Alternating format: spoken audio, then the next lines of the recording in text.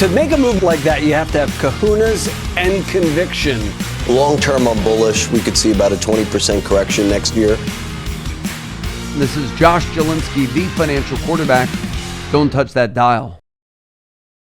So you mentioned canaries in the coal mine, warning signs. Can you elaborate on that? Well, it's interesting. It's already happening so quickly. So this even can seem a little dated because it's now, I think, more obvious. When I started going on TV and sounding the alarm a couple of months ago because I feel like Wall Street and the White House are not leveling with the American public, that the signs are everywhere, that we are laboring under a mountain of credit and it's going to come crashing down on us. Now it's already started, right? But back then, and the canaries in the coal mine were the following. Americans have $1 trillion of credit card debt, more than we've had in any time, record debt. Two, the number of people, because of high interest rates and inflation, that are falling behind, 60 days behind on their car payments, is now greater than it was at the peak of the Great Recession crisis in 2008, up 30% year over year, right? The savings rate of Americans has plummeted from 9% to 3%. So there are all these like warnings that the American consumer is already struggling, and the only thing that's propping up our economy is consumer spending. Where's that money coming from? It's coming from pandemic savings because we went wild with trillions of dollars of money with not a lot to show for it. So it turns out free money isn't free.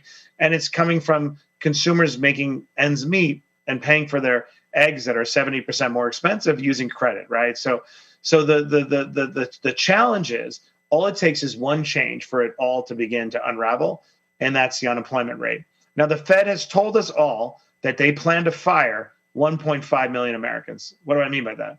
In order to get inflation to go from 6% to 2%, approximately 1.5 million people are going to lose their job as a result of unemployment rate going up, because that is the only way to bring inflation down.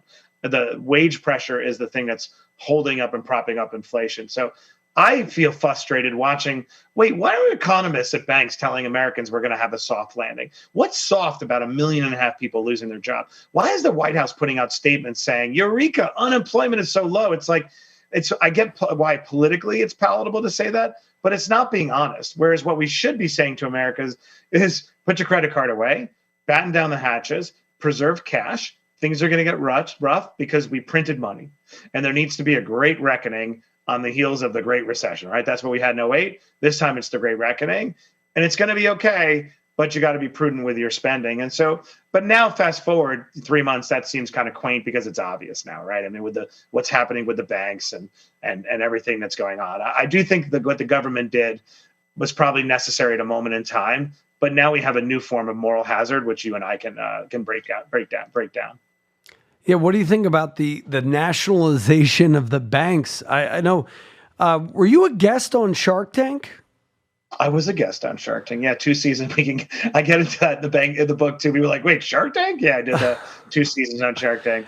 Again, the genesis. I know we can go back to the apocalypse in a second, but the genesis of that was just my son and I always bonded over that show. I always admired it.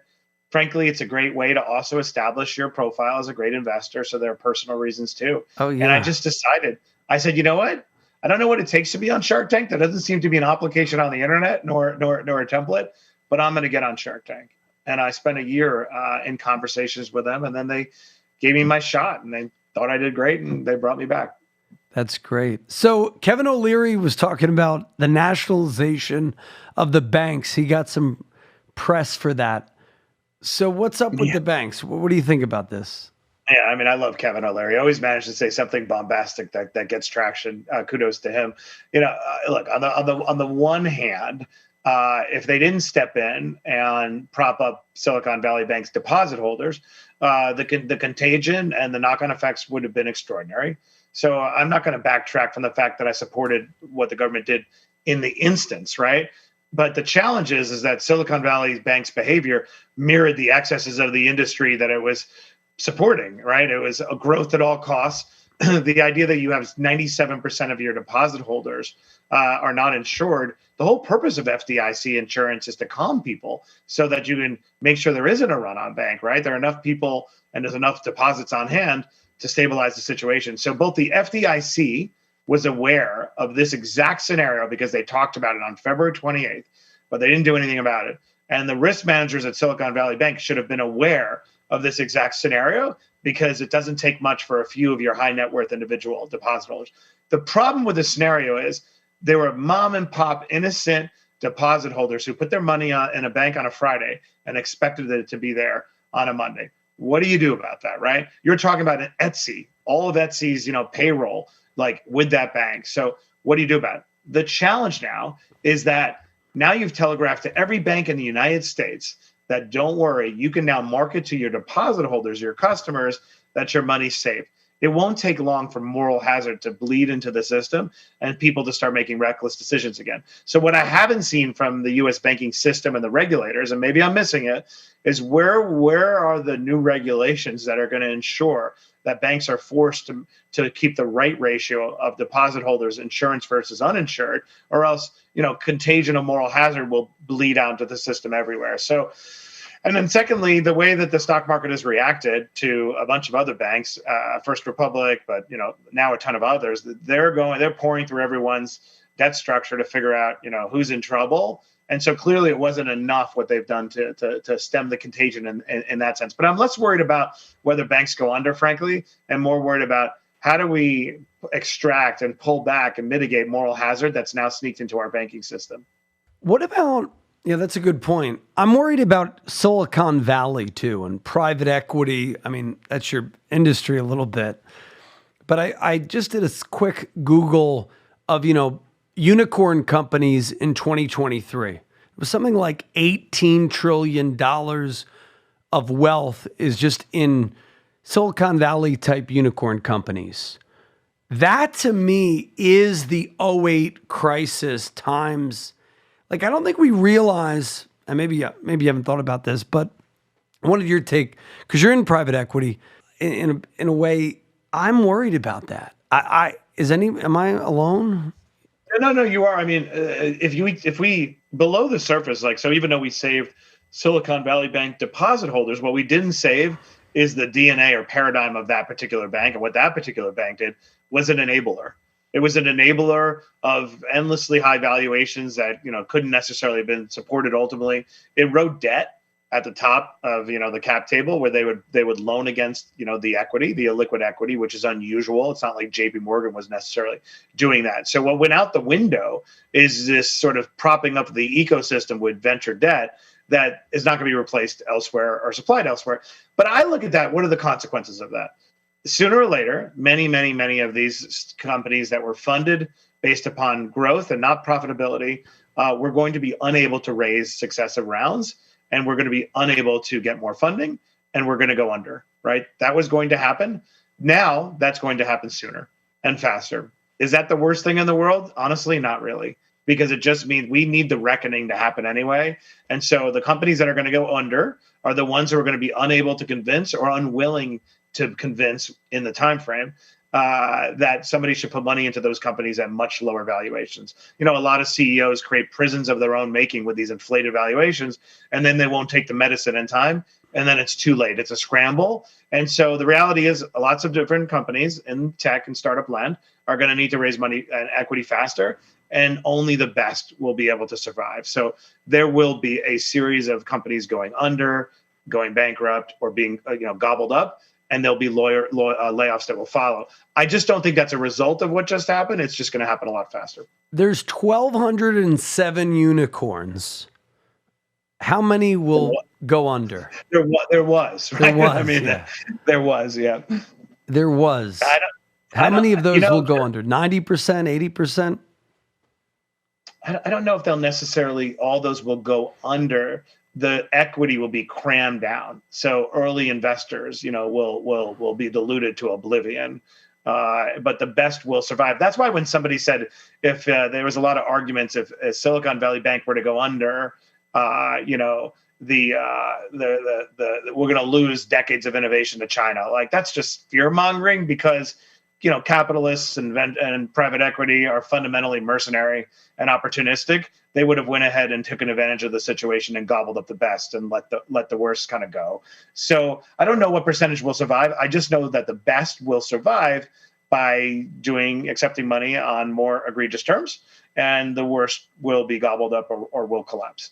And I think that's part of creative destruction, Darwinian, capitalism. right. It's a good thing. If that doesn't, right, that's our system. If that's not part of our system anymore, then we're not capitalism, right? So there is a degree of Darwinism happening within our government, and that's okay. The reverse is worse, right? That things are propped up with free money. That's just an illusion, right? And a house of cards. But here's what I'm worried about. Founder X has $100 million at Silicon Valley Bank because he needed it there to get the loans and all this other stuff. Yep. Why should that guy be bailed out? So that's a challenge. It's very hard to cherry pick who should be bailed out and who wasn't, right? So he shouldn't be bailed out. But why should somebody working at a company that is a direct-to-consumer business operating in Ohio, and did nothing wrong, and they don't get paid this week because their company's payroll was with Silicon Valley Bank. So the challenge was cherry picking who gets hurt. But they could have done it they could have said payroll is backed, depositors backed up to 10 million. That way that $100 million guy, he could have got 10 million. I agree. If they had more sensible limits. Right. They agree they could have had a much more surgical solution if it wasn't for the fact that they were on the clock, right? So the other enemy was contagion and the collapse of the entire banking system. But let me put it back to you. Was that the wrong deduction? If we look, even with the federal government signaling, we're going to backstop deposits, and now we have unlimited FDIC insurance, you still have First Republic, teetering or being whatever under assault on the equity markets, Credit Suisse, on and on, regional banks facing pressure. So even with that medicine, it didn't work. Imagine had they not stepped in. I mean, it would have been unbelievable stock market crash.